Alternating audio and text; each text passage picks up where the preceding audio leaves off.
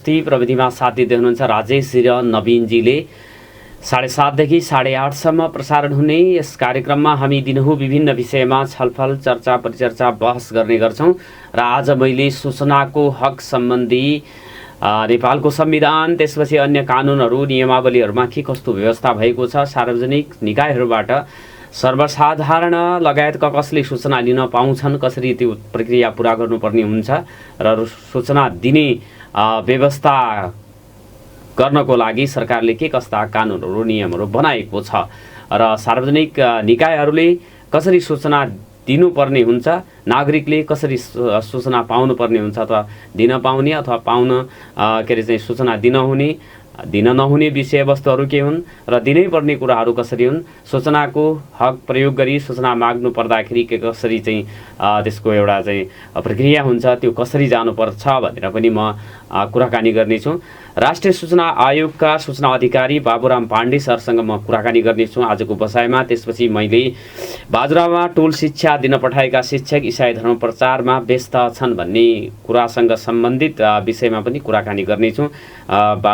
Body मालिका माध्यमिक विद्यालय बाजुराका प्रधानाध्यापक शुभराज उपाध्याय र उक्त कार्यमा संलग्न भनिएका शिक्षक प्रमोद नेपालसँग मैले कुराकानी गर्नेछु।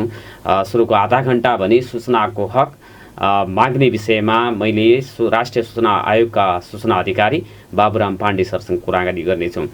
र यो पछिल्लो समय के देखिएको छ भने सरकारी निकायहरू, सार्वजनिक निकायहरूमा सूचनाको माग गर्न गयो भने सूचना दिने अधिकारी अथवा सम्बन्धित कार्यालय प्रमुखहरूले उक्त सूचना माग्न जाने व्यक्तिलाई सहजै सूचना उपलब्ध नगराएको कुराहरू देखा परेको छ र सूचनाको माग गर्दाखेरि पूर्वाग्रह राखेको, राजनीतिक लगायतका विभिन्न पूर्वाग्रह राखेर सूचना माग गरिएको भनेर आक्षेप लगाउने काम पनि भएको छ। सुरुमा त अटेरी नै गर्ने, निवेदन दर्ता नै गर्न नमान्ने, सूचनाहरू दिन पाइँदैन भन्ने किसिमका कुराहरू पनि गर्ने गरेको सर्वसाधारणको गुनासो रहेको छ। तर कानुनमा, ऐनमा, नियममा के कस्तो प्रावधान रहेको छ सूचनाको हक सम्बन्धी भनेर मैले कुराकानी गर्नेछु र राजेशजीलाई, बाबुराम पाण्डे लाई टेलिफोन सम्पर्कमा जोड दिनको लागि म अनुरोध गर्दछु। सुदूरपश्चिममा पछिल्लो 24 घण्टामा झन्डै 800 जनाको कोरोना परीक्षण भएको छ, जसमध्ये 11 जनामा मात्रै संक्रमण पुष्टि भएको छ। संक्रमितको संख्या 4920 पुगेको जनाइएको छ। सिमानाका बन्द भए पनि सुदूरपश्चिमबाट मजदुरका लागि दैनिक सहयोग नेपाली भारत जाँदै गरेको अवस्था फेरि भेटिएको छ। स्वदेशमा रोजगारीका अवसर नपाएपछि भोकसँग लड्न नसकिएको गुनासो गर्दै भोकै मर्नुभन्दा रोगले मर्नु जाति भनेर सुदूरपश्चिमका नागरिकहरू भारत गइराखेको अवस्था देखिएको छ सिमानाकाबाट। हामी आज राष्ट्रिय सूचना आयोगका सूचना अधिकारी बाबुराम पाण्डेसँग कुराकानी गर्नेछौँ। एउटा नागरिकले सरकारी अथवा सार्वजनिक निकायबाट सूचनाको माग गर्दाखेरि के कस्तो प्रक्रियाहरू अवलम्बन गर्नुपर्ने हुन्छ र सूचनाको हक सम्बन्धी के कस्ता कानुनहरू, नियमहरूको प्रबन्ध छ नेपालमा भनेर मैले कुराकानी गर्नेछु। बाबुराम सर, नागरिक सवालमा हार्दिक स्वागत छ। नमस्कार। हजुर नमस्कार सर। यो अब सूचनाको हक सम्बन्धी कुरा त नेपालको संविधानको मौलिक हकमै पनि व्यवस्था गरिएको छ। संविधानको धारा 27 मा सूचनाको हक हुनेछ भनेर भनिएको छ। प्रत्येक नागरिकलाई आफ्नो वा सार्वजनिक सरोकारको कुनै पनि विषयमा सूचना माग्ने र पाउने हक हुनेछ भन्ने कुरा लेखिएको छ। उक्त व्यवस्थालाई मूर्त रूप दिनको लागि हामीसँग विद्यमान कानुनहरू, ऐनहरू के बनेका छन् सर? यहाँले संविधानका व्यवस्था त स्पष्ट गरि पनि सक्नुभयो र त्यस सम्बन्धमा हाम्रो यो सूचनाको हकको सुरुवाती कसरी भयो भन्ने कुरा पनि अगाडि जानुपर्ने हुन्छ र त्यसलाई पनि प्रष्ट पार्न खोज्दाखेरि यो सूचनाको हकको इतिहास 1766 मा स्विडेनबाट सुरु भएको थियो र 1766 मा स्विडेनबाट सुरु हुँदै फिनल्यान्ड, संयुक्त राज्य अमेरिका, डेनमार्क, नर्वे हुँदै नेपालमा 2064 सालको यो सूचनाको हक सम्बन्धी ऐन आइसकेपछि र 65 सालमा सूचना सम्बन्धी नियमावली तर्जुमा भएपछि 2065 साल वैशाख 22 गते सूचना आयोगको विधिवत स्थापना भएको थियो। र हाम्रो संवैधानिक इतिहासमा हेर्ने हो भने हामीले अब 2004 सालमा सूचनाको कुनै कुरा बोलेको देखिँदैन। 2007 सालको संविधानले पनि सूचनाको हकको केही कुरा बोल्दैन। सुरुमा यो सूचना के हो त भन्ने कुरोमा नागरिक अधिकार सम्बन्धी ऐन 2012मा अब सरकारी कर्मचारीहरूलाई सचिवहरूलाई केही कारबाही गर्नुपर्ने स्थिति आयो भने निजहरूलाई सरकारबाट कम्तीमा 2 महिना अगावै तँलाई मुद्दा लाग्नुपर्ने कारण के हो, कर्मचारीलाई कसरी मुद्दा लाग्ने हुन्छ भनेर सूचना दिनुपर्ने भन्ने नागरिक अधिकार ऐनले सुरुमा बोलेको देखिन्छ। त्यसपछि 2015 सालको संविधान र 2019 सालको संविधानको मौलिक हकमा केही कुराहरू नागरिकलाई पनि सूचना दिने भन्ने कुराहरू एउटा त्यो मौलिक हकमा मात्रै राखेको छ। त्यसमा चाहिँ कुनै पनि व्यक्तिलाई गिरफ्तार भएको कारण सहितको सूचना यथासँग चाँडो नदिइकन निजलाई थुनमा राख्न पाइने छैन भन्ने चाहिँ व्यवस्था गर्यो। त्यसपछि संवैधानिक रूपमा भन्ने भने 47 सालको संविधानको धारा 16मा पहिलो पटक सूचनाको हक सम्बन्धी व्यवस्था धारा 16ले पहिलोपटक सूचनाको हक सम्बन्धी छुट्टै धाराको व्यवस्था गर्यो। त्यसले के भन्यो भने नागरिकलाई सार्वजनिक महत्त्व कुनै पनि विषयको सूचना माग्ने र पाउने हक हुनेछ भनेर उल्लेख गरिसकेपछि र 2063 सालको संविधान र 2072 सालको संविधानको धारा 27मा यहाँले भने जस्तै 27 सालको 27मा सूचना हक सम्बन्धी व्यवस्था गरेको पाइन्छ। त्यसले चाहिँ के भन्नु भने अब सार्वजनिक महत्त्व कुनै पनि विषयको सूचना माग्ने र पाउने हक हुनेछ भनेर चाहिँ व्यवस्था गर्यो। र त्यही आधारले 2064 सालमा सूचनाको हक सम्बन्धी ऐन र 2065 सालमा सूचना हक सम्बन्धी नियावली आएको स्थिति छ। अब यही नियावली र ऐन र नियावलीको आधारले हामीले सूचनाको चाहिँ सम्बन्धमा कसरी जाने, कहाँ जाने भन्ने कुराहरू का विषयवस्तुमा स्पष्ट हुनुपर्ने देखियो यहाँको भनाइअनुसार। र सूचना माग गर्न सक्ने निकायहरू भन्दा हामीले चाहिँ कहाँ सूचना माग गर्न सक्छौँ त भन्ने स्पष्ट रूपमा हुनु पर्यो होइन। कहाँ सूचना माग्दाखेरि त जानु पर्यो, कहाँ जाने त भन्ने सिलसिलामा हाम्रो सूचनाको हक सम्बन्धी ऐनको दफा 2ले के भन्छ भने सार्वजनिक महत्त्वका विषयमा सार्वजनिक निकाय भनेर भन्छ। सार्वजनिक निकायमा सूचना माग्न पाइन्छ भन्छ। अब सार्वजनिक निकाय भने के त? त्यो त हामीले स्पष्ट हुनु पर्यो। त्यो सार्वजनिक निकाय भनेको हाम्रो ऐनले के भन्छ भने संविधान अन्तर्गतका निकाय भनेपछि संवैधानिक निकायहरू सम्पूर्ण चाहिँ सूचना माग गर्ने निकायहरू हुन्। ऐनद्वारा स्थापित निकाय, कानुनले चाहिँ यो निकाय भनेर ऐनमै स्थापना भएका छन् त्यस्ता निकाय। नेपाल सरकारद्वारा गठित निकाय भनेपछि नेपाल सरकारले चाहिँ स्थापना गरेका निकाय छन् भने त्यस्ता निकायहरू। प्रदेश सरकारका कार्यालय, प्रदेश सरकारद्वारा गठित निकाय।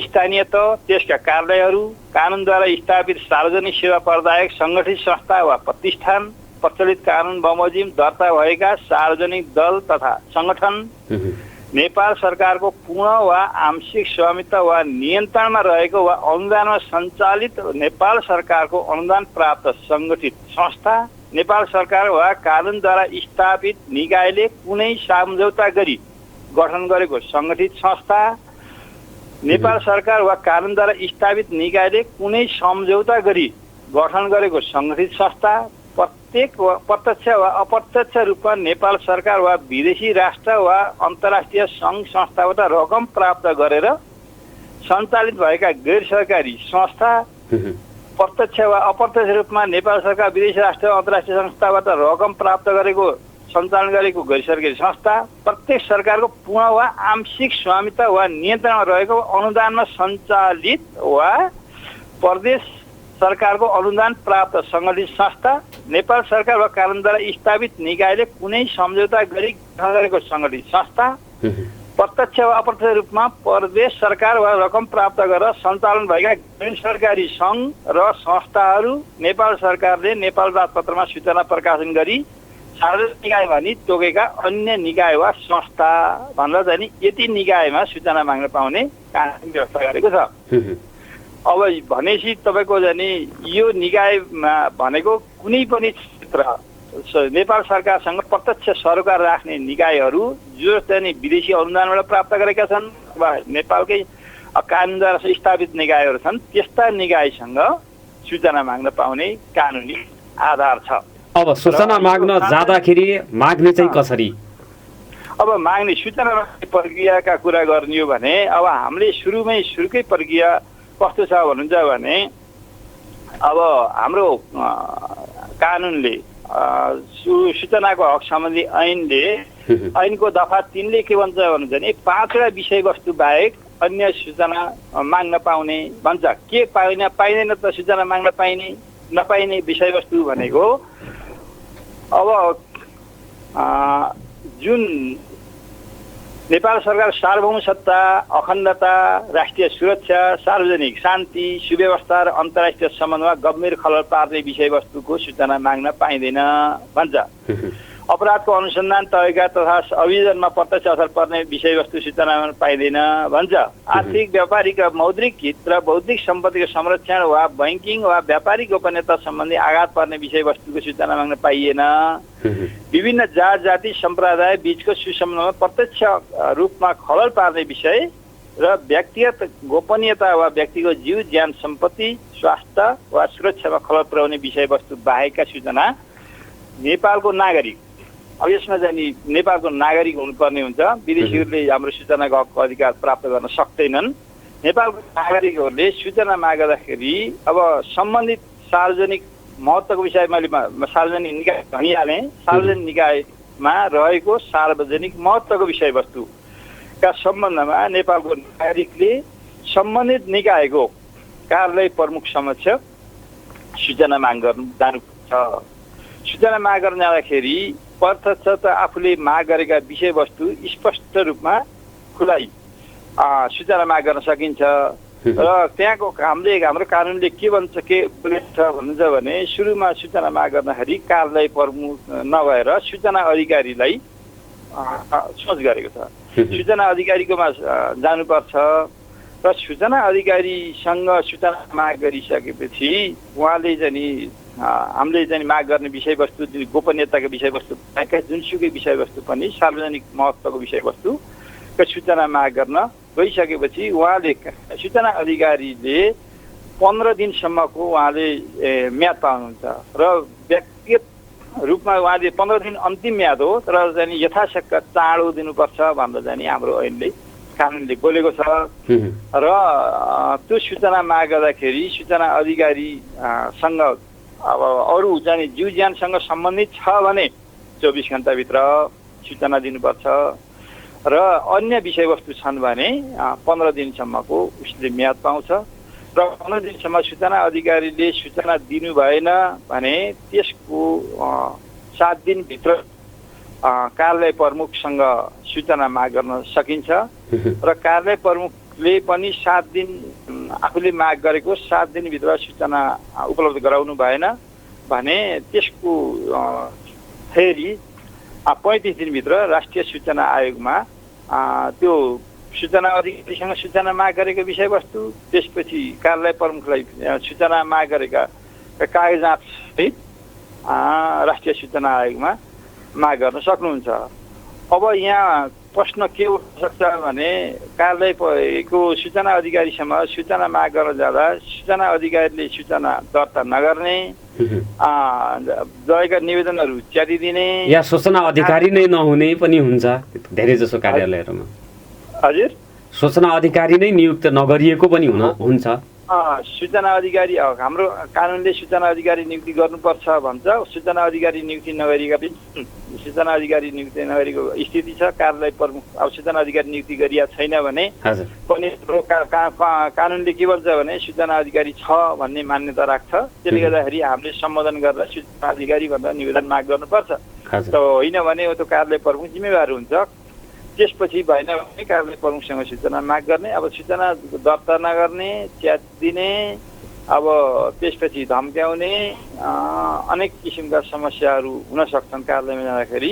अब त्यसको पनि के हो त त्यो गइसकेपछि अब पछि प्रमाण के त भन्ने समस्या हुन्छ भन्ने हिसाबले अहिलेको उसमा हामीले हुलाकको रजिस्ट्री गरेर चाहिँ पनि सूचना सम्बन्धित निकायमा पठाउन सकिन्छ एउटा पक्ष। त्यसपछि अर्को पक्ष चाहिँ नि अहिलेको अब उसको मेलको जमाना छ, मेलबाट पनि सूचना माग गर्न सकिन्छ। र त्यस पछाडि पनि भएन भने जिल्ला प्रशासन कार्यालय मार्फत पनि सूचना सम्बन्धित निकायबाट सूचना उपलब्ध गराइपाउँ भनेर निवेदन दिन सक्ने स्थिति रहन्छ। अब त्यो तिनी निवेदनहरू दर्ता गरिसक्यो, त्यो भएन कार्यालयमा दर्ता भएको भयो भने भइहाल्यो, भएन भने त्यो जिल्ला प्रशासन कार्यालय मार्फत पठाएको अथवा हुलाकबाट रजिस्ट्री गरेको या मेल गरिएको कुरालाई दर्ता गरिएको छ छैन भन्न जान्नको लागि के गर्ने सर?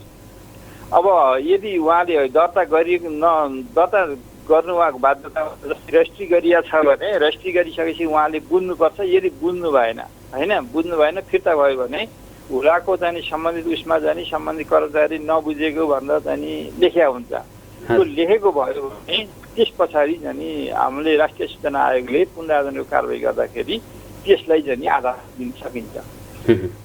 मेलको हकमा हजुर मेल पठाएको कुरालाई रिस्पोन्स गरिएन भने मेलमा चाहिँ तपाईँले त्यहाँ सेन्ड गरेको स्थिति हुन्छ, उहाँले हेर्नुभयो हेर्नु भएन भन्ने कुरा कार्यालयको जिम्मेवारीको कुरा हो। तपाईँले त्यहाँ पठाएको सेन्ड गरेको जुन कपी हुन्छ त्यो चाहिँ नि संलग्न गर्नुपर्ने हुन्छ। पठाएको चाहिँ सेन्डिङ त देखिन्छ नि त, त्यो देखिसकेपछि त्यो कागजात भयो भने उहाँले हेर्नुपर्ने हुन्छ। कार्यालयको मेल चाहिँ नि हेरिनँ मैले थाहा पाइनँ भन्न उहाँले पाउनुहुन्न। जुनसुकै नागरिकले पनि सार्वजनिक सरोकारको विषयमा सूचना माग्न सक्छ। जुनसुकै नागरिकले पनि सार्वजनिक सरोकारको विषय एकजनाले पनि माग्न सक्छ अथवा समूहमा गएर पनि त्यो निवेदन हाल्न पाउँछ। समूहमा पनि माग्न सकिन्छ, तर एउटा चिज चाहिँ के भने संस्थागत रूपमा सूचना माग गर्ने व्यवस्था छैन। व्यक्तिगत रूपमा माग्न सकिन्छ। संस्थागत भनेको जस्तै अब हामी नेपाली काङ्ग्रेसको तर्फबाट भनेर अथवा चाहिँ फलानु एनजिओको तर्फबाट अब सम्बन्धित उपभोक्ता समितिको तर्फबाट भनेर चाहिँ त्यो लेटर हेडमा चाहिँ सूचना माग गर्ने अवस्था छैन। तर चाहिँ यो कार्यालयहरूमा चाहिँ के चाहिँ देखा परेको छ भने तपाईँहरू चाहिँ एक एक गरेर आउनुहुन्छ, त्यसरी कहाँ दिन मिल्छ भनेर धम्क्यायो भन्ने गुनासो हामी यो चाहिँ मिडिया कर्मीहरूलाई पनि भन्ने गरेको गुनासो अहिले जस्तो कोभिड-19कै विषयमा के कति खर्च गर्यो स्थानीय तहहरूले प्रदेश सरकारले भनेर जुन चाहिँ खर्च मागिँदैछ युवाहरूलाई अब यो चाहिँ जानेर भन्यो जसरी भन्यो भनेकै बेलामा दिन पाइँदैन भनेर यो सूचना अधिकारी पनि नभएको धेरै जसोमा सूचना अधिकारी भएको अवस्थामा पनि कार्यालय प्रमुखले तोक लगाउँदाखेरि त्यो माग गरिएका विषयवस्तुहरूमा सबैमा तोक नलगाइदिने गर्दाखेरि सूचनाको हकबाट हामी वञ्चित भएका छौँ भन्ने गुनासो आइराखेको छ। अब उहाँहरूको सन्दर्भमा मागे जतिको अब संविधान अथवा कानुनले जे सूचना माग्नु भनेको छ त्यो मागे जति दिइएन भने अथवा आधा आधी मात्रै दियो भने पनि त्यसको लागि राष्ट्रिय सूचना आयोगमा उजुरी दिन मिल्छ। त्यो पक्कै चाहिँ नि कोभिडको सम्बन्धमा हामीले के पनि गरेका छौँ भने यही बन्दाबन्दीको अवस्थामा पनि राष्ट्रिय सूचना आयोगले यो 2073 सालको माघमै हामीले एउटा जानी त्यो सबै सम्पूर्ण जानी त्यो स्थानीय निकाय, त्यसपछि प्रदेश सरकार, सङ्घीय मुख्य सचिव, प्रदेश सरकारको प्रमुख सचिव र स्थानीय निकायका अधिकारीहरूलाई यो कोभिडका सम्बन्धमा भएका खर्चहरूको यथार्थ विवरण सार्वजनिक गर्ने, त्यसै खर्चको चाहिँ व्यवस्थापन गराउनु भनेर चाहिँ राष्ट्रिय सूचना आयोगले हामीले चाहिँ आदेश जारी गरेका छौँ। 2077-26मा जेठको 6 गते पनि हामीले एउटा के भनेका थियौँ भने सङ्घ सरकार, प्रदेश सरकार, स्थानीय तहबाट भइरहेका क्रियाकलापका सम्बन्धमा पारदर्शिता अपनाउन नेपाल सरकार मुख्य सचिव, प्रदेश सरकारका प्रमुख सचिव र स्थानीय तहका प्रमुख प्रशासकीय अधिकारीको नाममा हामीले कोरोना भाइरसको सङ्क्रमणको रोकथाम, नियन्त्रण तथा उपचार र राहतका लागि सङ्घीय सरकार, प्रदेश सरकार, स्थानीय सरकारले सार्वजनिक निकायहरूले गरिरहेका प्रयासहरू, राहत वितरण गरेका क्वारेन्टाइन व्यवस्थापन, उपचार व्यवस्थापन लगायतका कार्यहरू, उपचार सामग्रीदेखि राहत सामग्री खरिद, मापदण्ड तथा वितरणका कार्यहरू, यी सबै सार्वजनिक सरकार विषय भएकोले यस समयमा नागरिकलाई सङ्क्रमणबाट जोगाउन, उपचार गर्न, राहत प्रदान गर्न विभिन्न तहका निकायहरूले जाने त्यो भएका कुराहरूलाई सार्वजनिक गर्ने र सूचना सम्प्रेषण गर्नु भनेर हामी यस आयोगबाट हजुर आदेश चाहिँ जारी गरिसक्यो। 2077 2 महिना 6 गते यो आदेश जारी भएको छ। यो आदेश जारी भएको छ हजुर। त्यसभन्दा पहिले हामीले त्यसपछि अहिले चाहिँ नि पछिल्लो चरणमा त्यो आदेश कार्यान्वयन कति अवस्था भयो भनेर 77-330 मा पनि हामीले फेरि के गर्यौँ भने अब अर्को यदि त्यो आदेश बमोजिम कार्यान्वयन भयो कि भएन भनेर पुनः फेरि सूचना त्यो सम्बन्धित निकायमा तपाईँले कति कार्यान्वयन गर्नुभयो, कार्यान्वयनको अवस्था कस्तो छ त्यसको जानकारी गराउनु भनेर हामीले गरेका छौँ र यो पत्र चाहिँ नि सम्भवतः आजभोलिमा त्यहाँ सम्बन्धित निकायहरूमा पुगिसकेका पनि हुनुपर्छ। सर जस्तो कि अब सूचना माग्न नगएको अवस्थामा सार्वजनिक निकायहरूले प्रत्येक 3 महिनामा यो चाहिँ यो कुराहरूलाई सार्वजनिक गर्नुपर्ने पनि हुन्छ, त्यो कानुनमा त त्यो व्यवस्था छ? प्रोएक्टिभ डिस्क्लोजर गर्ने भन्छ। प्रत्येक 3 महिनामा आफूले गरेका कार्यक्रमहरू सार्वजनिक गर्नुपर्छ। त्यो सार्वजनिक गर्दाखेरि वेबसाइट मार्फत गर्न पनि सकियो, कुनै किताब प्रकाशन गर्न पनि सकियो होइन। त्यसपछि त्यो कुनै रूपमा जाने उसले सार्वजनिक गर्नुपर्छ र या सरोकारवालाहरूलाई बोलाएर पनि गर्न सकिने पब्लिक अडिटका कुराहरू पनि पर्छ त्यसमा? पर्छ। त्यसलाई चाहिँ के हुन्छ भने कुनै निकायमा बजेट अभावको कारणले पुस्तिका प्रकाशन गर्न असम्भव छ भन्ने भयो भने वेबसाइट अहिले सबैमा चाहिँ छ, वेबसाइटमा सार्वजनिक गर्न सकिन्छ। अब वेबसाइटमा सार्वजनिक गरेको कुराहरूलाई अब कसैले माग्नुभयो, पत्रकारहरूले माग्नुभयो, पत्रकार सम्मेलन गर्न सकियो।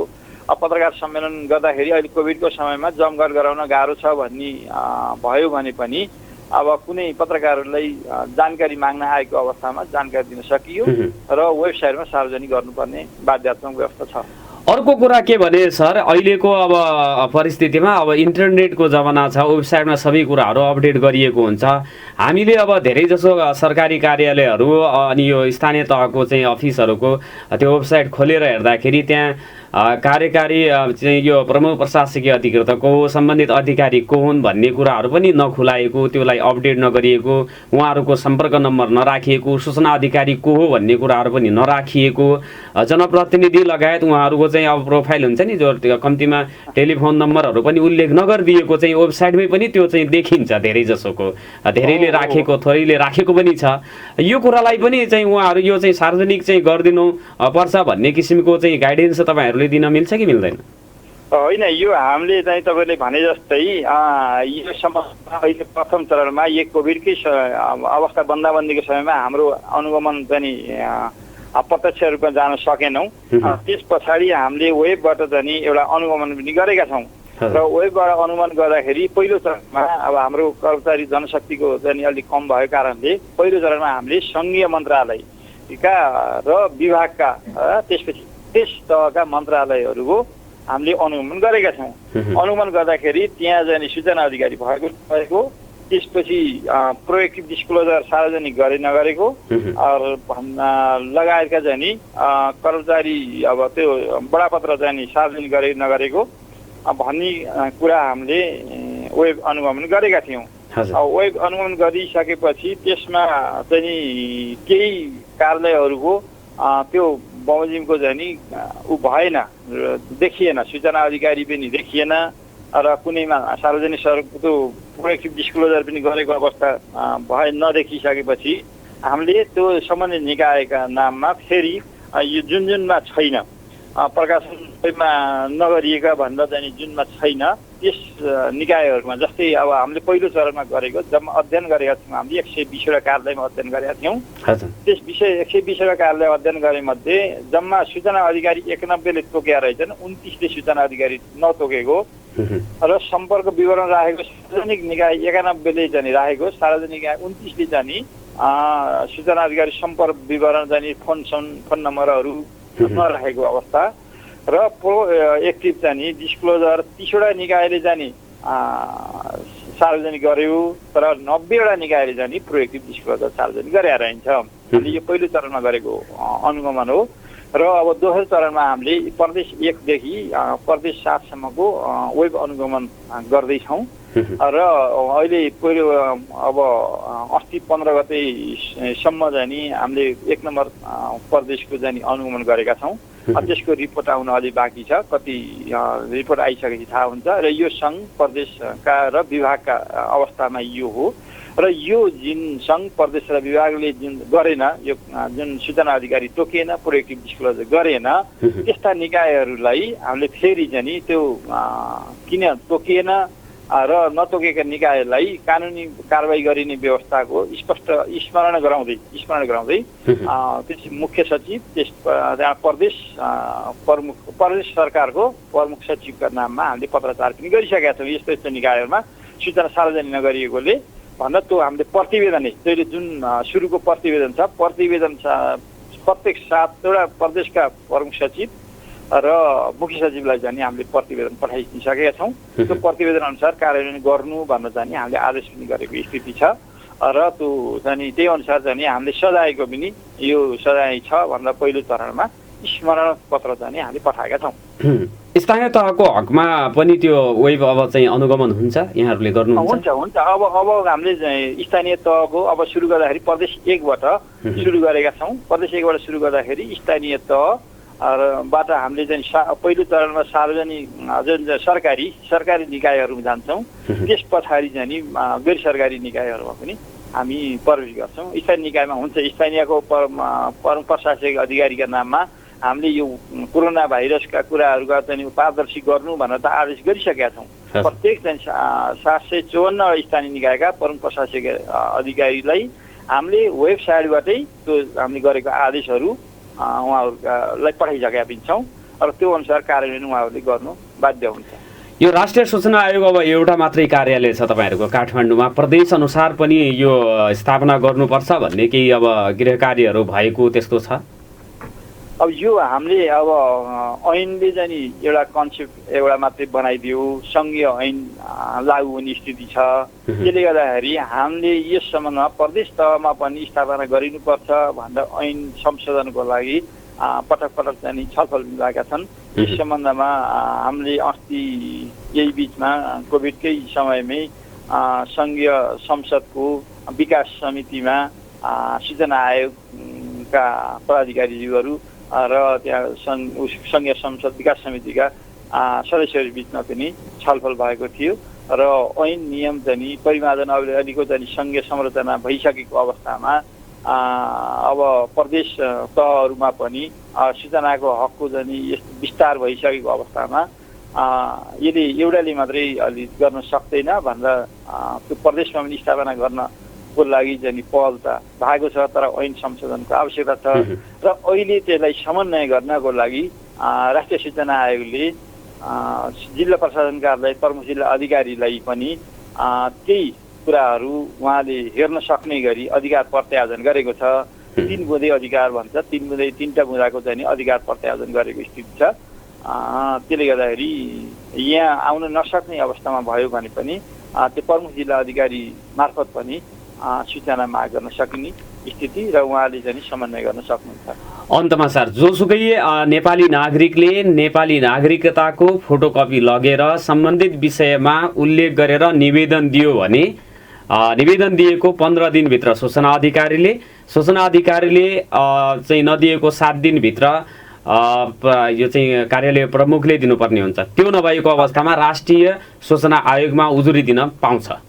दुईटा चाहिँ सूचना माग गरेका दुईटा सूचना अधिकारी र कार्यालय प्रमुखलाई माग गरेको सूचना का कपी दर्ता गरिएको, जुन दर्ता गरिएको छैन हुलाकबाट पठाइएको छैन हुलाकबाट पठाएको कागजात र त्यसपछि त्यो निवेदनको प्रति सहित राष्ट्रिय सूचना आयोगमा सूचना माग गर्नुभयो नागरिकता प्रतिलिपि सहित। अब नागरिकता भन्नाले उहाँलाई आइडेन्टिटी नेपालको नागरिक हो भन्ने खुल्ने पहिचान भन्ने हुन्छ। अब नागरिकता कसैको नहुला पनि सक्यो, त्यो खुल्ने पहिचान सहितको चाहिँ कागजात सङ्ग्रह गरी राष्ट्रिय सूचना आयोगमा पुनरावेदन गर्यो भने हामीले चाहिँ 35 दिनभित्र, फेरि त्यसको चाहिँ म्याद पनि छ 35 दिन भन्ने हुन्छ, 35 दिनभित्र पुनरावेदन गर्नुभयो भने राष्ट्रिय सूचना आयोगले त्यसलाई सम्बोधन गर्छ।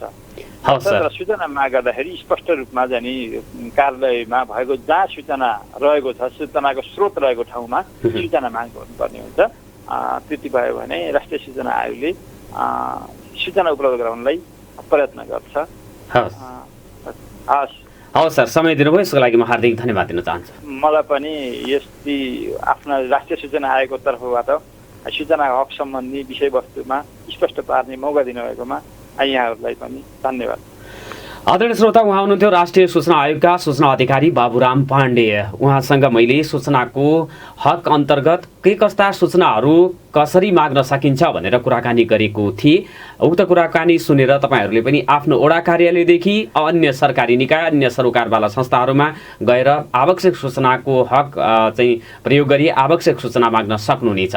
छोटो व्यापारिक विश्राम र टाइम चेकमा जाउँ, त्यसपछि हामी बाजुराको कुराकानी गर्नेछौँ। नागरिक सवाल सुन्दै गर्नु। टेलिफोन सम्पर्क हुने प्रयास हुँदैछ। त्यति बेलासम्म सुदूरपश्चिम प्रदेशमा समुदाय स्तरमा कोरोना परीक्षण सुरु भएको जनाइएको छ। पहिलो चरणमा सङ्क्रमण देखिएन भन्ने कुरा छ। सङ्क्रमण पुष्टि भएका परिवारका 2 जना सदस्यको अनिवार्य परीक्षण गर्ने नीति यो स्वास्थ्य निर्देशनालयले अख्तियार गरेको जनाइएको छ। यो कुरा एउटा सकारात्मक कुरा हो र कोरोना समुदाय स्तरमा फैलिएको छ छैन भनेर यकिन गर्यो भने यसको परिणाम अथवा नतिजा सुखद नै हुन्छ। जुन अहिलेसम्म समुदाय स्तरमा कोरोना परीक्षण हुन सकेको छैन भनेर जनगुनासो बढेको छ, त्यसलाई सम्बोधन गर्नको लागि सरकारले गरेको प्रयासको प्रशंसा गर्नुपर्ने हुन्छ। तथापि सीमा नाकाबाट भित्रिने नागरिकहरूको स्वास्थ्य परीक्षण सीमा नाकामै गर्ने व्यवस्थाको बन्दोबस्त भने सरकारले अहिलेसम्म गर्न सकेको छैन।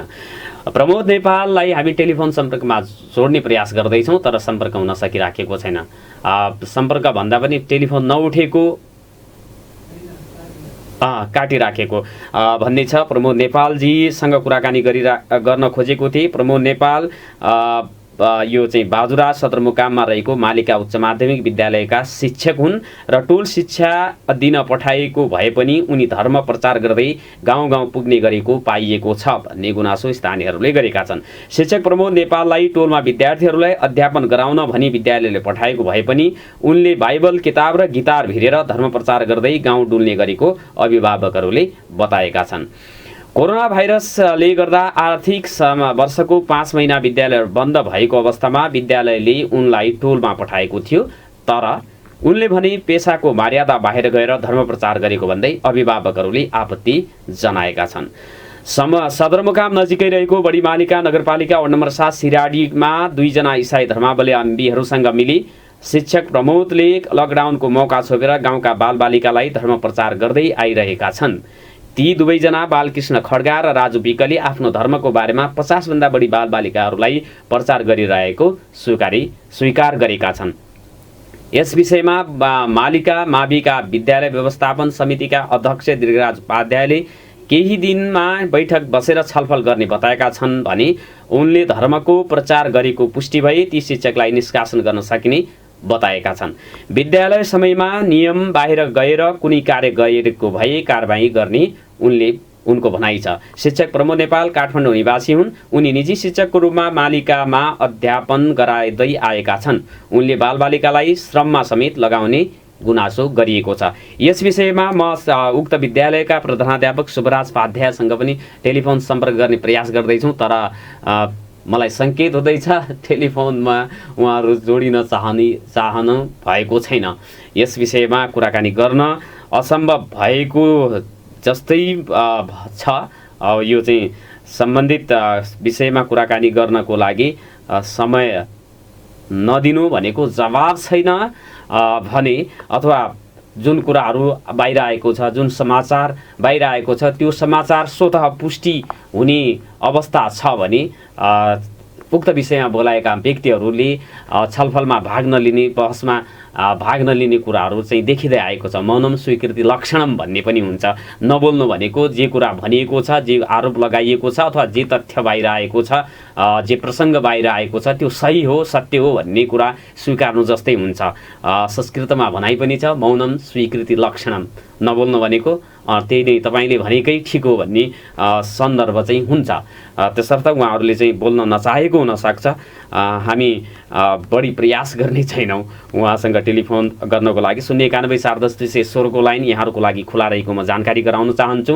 र यो चाहिँ सूचनाको हक अन्तर्गतकै कुरा गर्ने हो भने तपाईँहरूले आफ्नो स्थानीय तहमा कोरोना सङ्क्रमण को यो अवधिमा कोरोनामा कति खर्च, कति आय व्यय गर्यो स्थानीय तहले भनेर केही खोजी नीति गर्नुभएको छ भनेर मैले सोध्न चाहे, अथवा अन्य विषयवस्तुमा पनि यदि तपाईँहरूको केही चाहिँ सार्वजनिक गुनासाहरू छन् भने नागरिक सवालको माध्यमबाट यहाँहरूले राख्न सक्नुहुनेछ, जसको लागि 091 410 200 को 091 410 216 को लाइन यहाँहरूको लागि मैले खुला गरेको जानकारी गराउन चाहन्छु। आदरणीय श्रोताहरूको लागि 091 410 216 टेलिफोन, स्टुडियोको टेलिफोन खुला रहेको म अनुरोध गर्न चाहन्छु।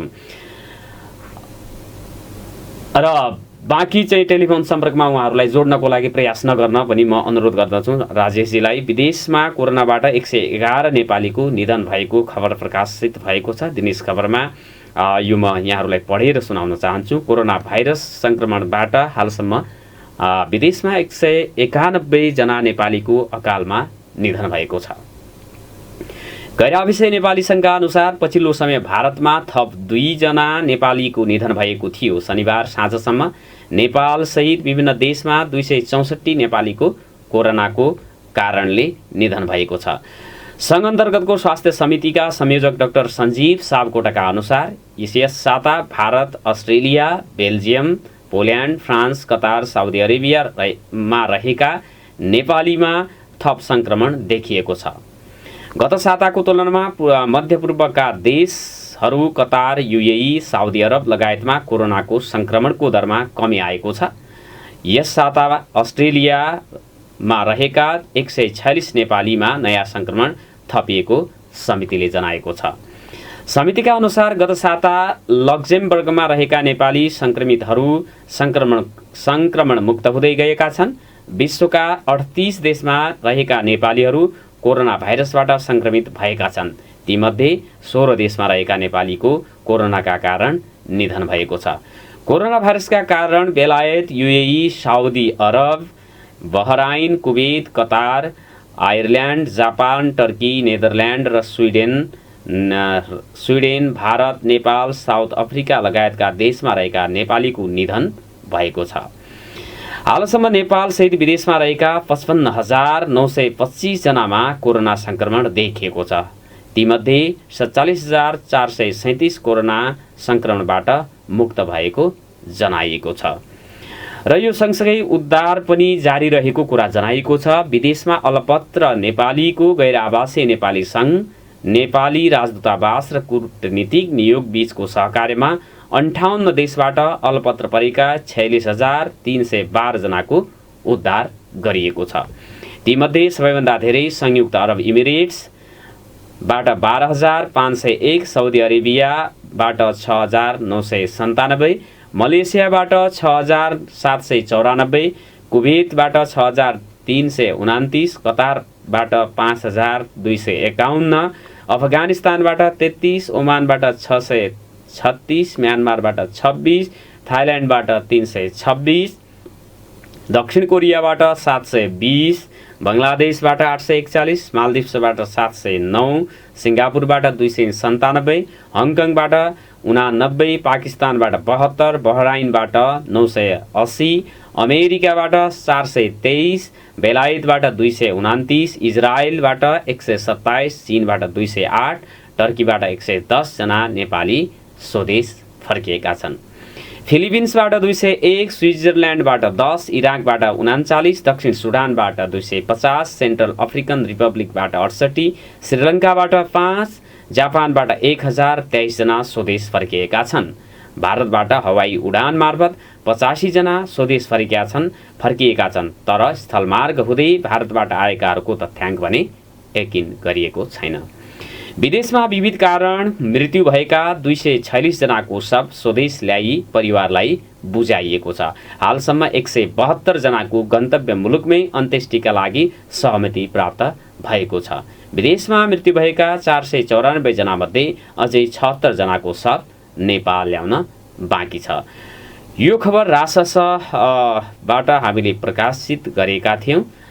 मैले विदेशमा कोरोनाबाट 191 नेपालीको निधन भएको कुरा चाहिँ गरे र नेपालको कुरा गर्ने हो भने कोरोना सङ्क्रमणको स्थितिलाई मैले ठ्याक्कै अपडेट गराउनु पर्दाखेरि 22,592 मा कोरोना अहिलेसम्म नेपालमा सङ्क्रमण भएको पुष्टि भएको छ। जसमध्ये 16,313 जना निको भएर घर फर्किएको र 73 जनाको दुःखद निधन भएको छ नेपालमा कोरोनाको कारणले गर्दाखेरि। धनगढीमा आयल निगमका 2 सहित अनुमति नलिएका 5 मोटरसाइकल नियन्त्रणमा भनेर चाहिँ खबर सार्वजनिक भएको छ। सार्वजनिक विधामा अनुमति नलिई चलाइएका 5 वटा मोटरसाइकल कञ्चनपुर प्रहरीले नियन्त्रणमा लिएको छ। इलाका प्रहरी कार्यालय झलारीले शनिबार स्थानीय प्रशासनको अनुमति नलिई बतासे झरना घुम्न पुगेका कर्मचारीले चलाएको नेपाल आयल निगम धनगढीका 2 सहित 5 वटा मोटरसाइकल नियन्त्रणमा लिएको छ।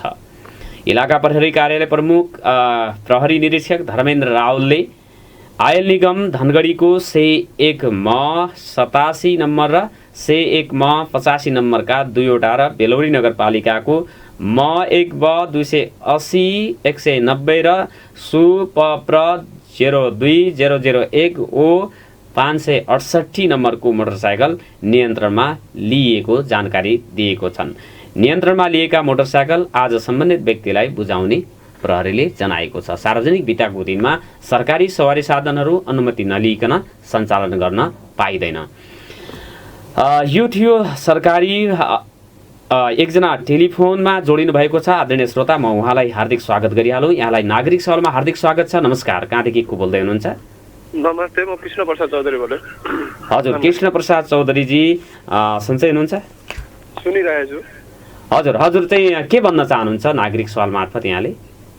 नागरिक सवाल जुन यो हजुरले यो चलाइराख्नु भएछ, पहिलो कुरो चाहिँ तपाईँहरूलाई मैले धन्यवाद दिनैपर्छ। हजुर एउटा कुरो, किनभने जनतालाई धेरै कुरोमा तपाईँहरूले अब तपाईँको शब्दहरूले, तपाईँको बोलीले, तपाईँको कार्यक्रमले धेरै मान्छेलाई सचेत पारेको अवस्था पनि छ। हजुर, धन्यवाद। त्यसको निम्ति चाहिँ तपाईँहरूलाई चाहिँ अब धन्यवादको तपाईँहरू एउटा पात्र हुनुहुन्छ, पहिलो कुरो। दोस्रो कुरो, यो कार्यक्रमहरू चलाउँदा तपाईँहरूले यो जस्तो कर्मचारीहरूकै हकमा अब तपाईँहरूले बाजुराको के अरे तपाईँको शिक्षकको कुरो गर्नुभयो, उनको दायित्व के हो, उनको जिम्मेवारी के हो, उनको कर्तव्य के हो, होइन? अनि यही नेपाली जनता जसलाई हामी राज्य भन्छौँ, यो राज्यबाट खाएको मानव त्यो मानवको उद्देश्य के हो र उनले गरेको कर्तव्य के हो, त्यो भर्सक राम्रो चाहिँ गरेको होइन र तपाईँले फोनमा सम्पर्क गर्नु खोज्दा पनि उनीहरू फोन रिसिभ नगरेको अवस्था पनि सुनियो। त्यसै गरी तपाईँको कर्मचारीहरू,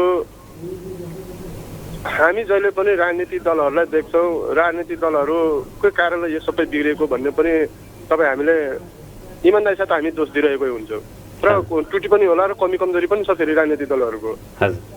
राजनीति भनेको एउटा मुख्य रूपमा मलाई के लाग्छ भने त्यो अक्सिजन हो। अक्सिजन भएपछि कुनै पनि व्यक्ति अथवा संसारको कुनै पनि चराचर पनि बाँच्न सक्दैन। त्यसमध्येको चाहिँ एउटा विश्वभरिको इतिहासमा के छ भने राजनीति भनेको प्रमुख चिज मानिन्छ।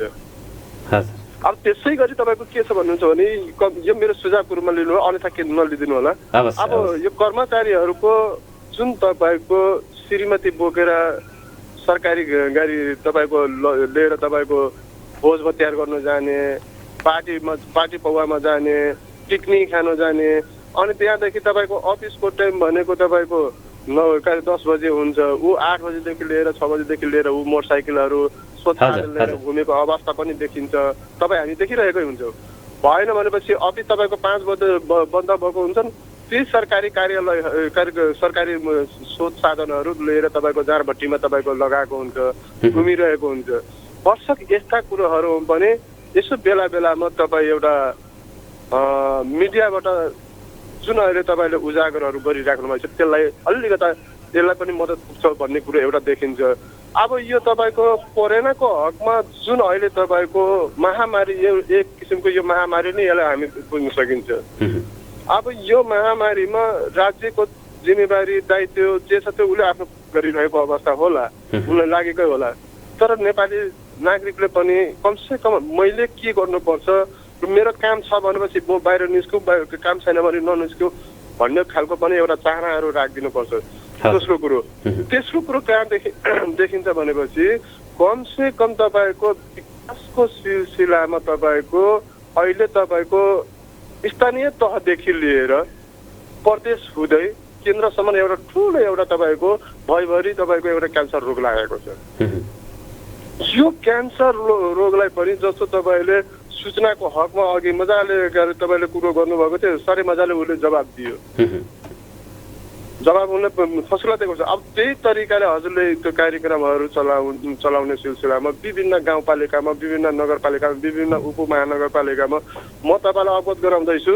यो शहरी विकासबाट तपाईँको थुप्रै योजना धनगढी नगरपालिका क्षेत्रभित्र तपाईँको परेको छ। तर त्यो शहरी विकासको अब राजको पनि फेरि दुईवटा मापदण्ड छ। एउटा तपाईँको मापदण्ड के भनेको छ भने 10 टनभन्दा यो हाइवेदेखि दायाँ बायाँको बाटोहरूमा 10 टनभन्दा बाटो के अरे 10 टनभन्दा लोडभरि भएको के अरे गाडीहरू स्रोत साधन नचलाउने भन्छ। त्यसमा तपाईँको 18 टन 15 टन 20 टनको पनि कुदाएको हुन्छ। त्यो एउटा पाठ रह्यो। तर बनाएको तपाईँको 3 महिना फेरि त्यो के अरे तपाईँको के अरे पूर्वाधारहरू नटिकेको अवस्थाहरू पनि कतिपय ठाउँमा हुन्छ।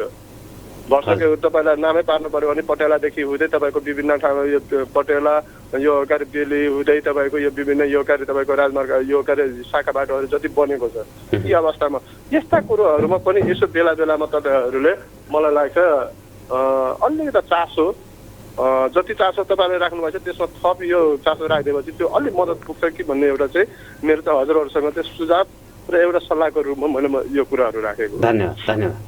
हुन्छ। हजुर सुझावको लागि धन्यवाद छ। तपाईँहरूको सुझाव र मार्गदर्शन हाम्रो काम गर्ने उत्प्रेरणा र प्रेरणाको स्रोत हुन्छ आदरणीय श्रोता। तसर्थ यहाँहरूले यस्तै किसिमका सल्लाह दिएर सुझावहरू दिएर टिप्पणीहरू गरेर हाम्रो ऊर्जालाई प्रवर्धन गर्न सक्नुहुनेछ। निकै नै महत्त्वपूर्ण कुरा गरेर जानुभयो।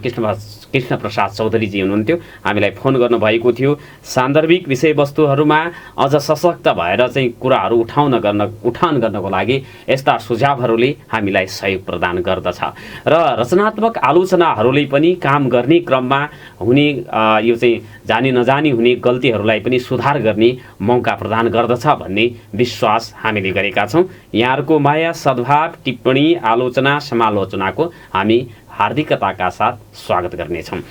09140 को लाइनमा अझै मैले एउटा दुईवटा टेलिफोन कल लिन सक्ने अवस्था रहेको छ। यदि तपाईँहरू कोही इच्छुक हुनुहुन्छ भने फोन गरेर केही कुरा भन्न सक्नुहुनेछ, हामीलाई सुझाव अथवा टिप्पणी पनि प्रदान गर्न सक्नुहुनेछ, जसलाई हामी हार्दिकताका साथ स्वीकार गर्ने प्रयास गर्नेछौँ। यसै गरी मैले एउटा चाहिँ खबर यहाँनिर चाहिँ भन्नुपर्ने प्रसारण गर्नुपर्ने आवश्यकता ठानेको छु। सुदूरपश्चिमबाट मजदुरीका लागि भारत जाँदै नेपाली भन्छन् भोकले भन्दा रोगले मर्छौँ। यो एउटा चाहिँ विवशता हो हाम्रो देशको नागरिकहरूको लागि। कैलालीको लम्कीचुहा नगरपालिकाका रमेश बहादुर शाही शुक्रबार त्रिनगर सिमानाका हुँदै कामको खोजीमा भारत प्रस्थान गरेका छन्। विश्वव्यापी महामारीका रूपमा फैलिएको कोरोना भाइरसको संक्रमण वृद्धि हुँदै गएका बेला कामको खोजी गर्दै भारत प्रवेश गरिरहेका शाहीको मुहार निराशाले छोपिएको थियो। भारतमै रोजगारी गर्दै आएका शाही कोरोना महामारीपछि मात्रै स्वदेश फर्किएका थिए। झन्डै 4 महिनाको लकडाउन खुले पनि स्वदेशमा रोजगारीको अवसर नभएकाले जोखिम मोलेरै भए पनि परिवारको गुजरा चलाउन आर्थिक जोहो गर्ने जिम्मेवारी लिएर उहाँ भारत गइरहेको उहाँले बताउनु भएको छ।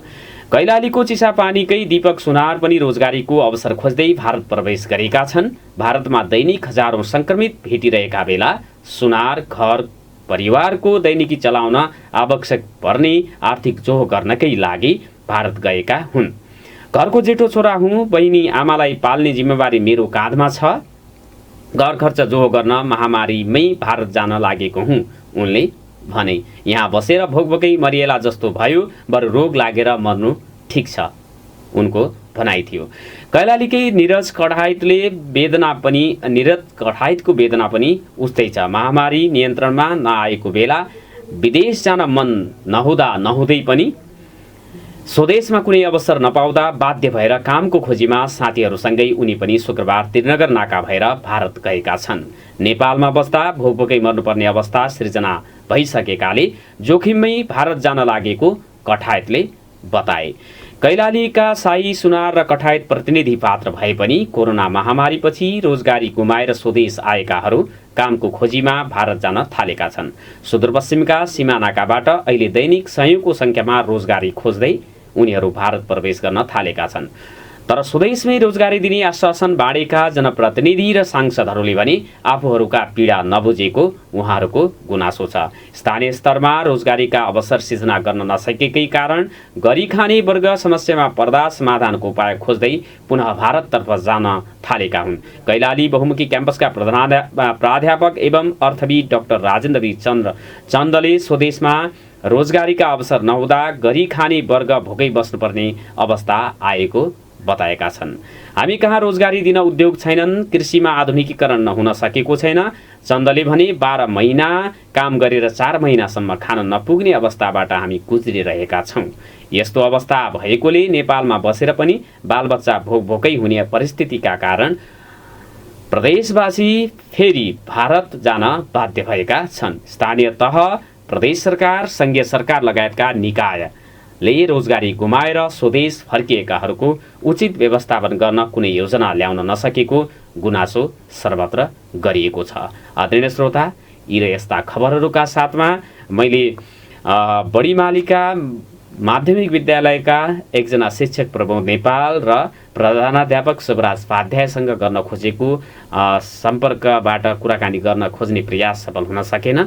अन्य विविध समाचारहरू प्रसारण गरेर मैले आजको कार्यक्रमको समयलाई मेकअप गरेको छु। प्रविधिमा साथ दिनुहुने नवीनजी र राजेशजीलाई धन्यवाद दिँदै हामीलाई श्रोताको रूपमा कल गर्नुहुने कृष्ण प्रसाद चौधरीलाई विशेष धन्यवाद दिँदै बाबुराम पाण्डेयलाई पनि धन्यवाद दिँदै बिदा माग्छु। नमस्कार, शुभ दिन।